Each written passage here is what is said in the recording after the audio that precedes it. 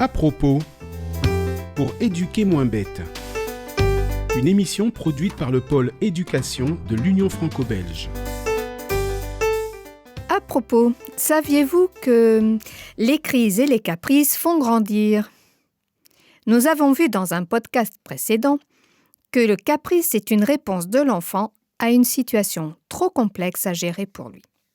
Comprendre cela nous aide à ne pas nous sentir de mauvais éducateurs et à désirer de tout cœur aider nos enfants à développer leur intelligence émotionnelle.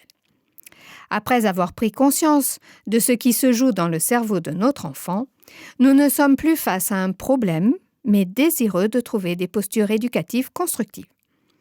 L'objectif est de permettre à nos enfants de réagir différemment à des situations compliquées. Pour ce faire, nous leur apportons petit à petit quelques outils bien concrets. Tout d'abord, on peut les aider à se connaître. Par exemple, vous vous apercevez que votre enfant s'énerve chaque fois qu'un de ses copains a une parole blessante. Vous pouvez alors l'aider à trouver une stratégie pour répondre positivement à cela. Voici par exemple une stratégie qui a été mise en place par le département de l'intelligence émotionnelle de l'Université de Yale.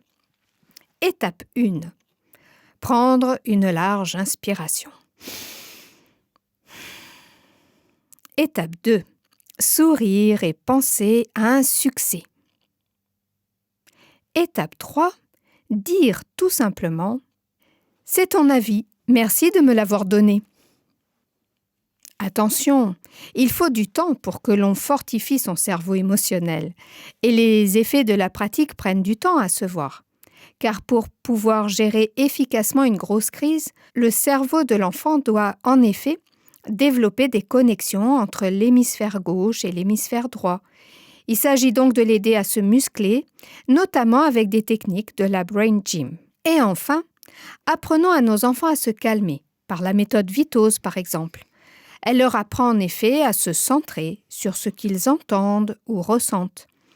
Cela les aide à s'apaiser et cela est très utile, à l'école comme partout ailleurs. Bien sûr, apprendre à se connaître, à connaître sa sensibilité, ses émotions, les reconnaître, mieux les nommer et enfin comprendre ce qu'elles me disent de moi, prend bien de temps. Mais plus on le pratique, plus cela devient naturel et facile. Alors vivez-le vous-même et apprenez-le à vos enfants. En avant pour l'aventure.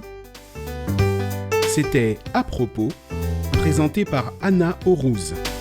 Une chronique produite par le pôle éducation de l'Union franco-belge.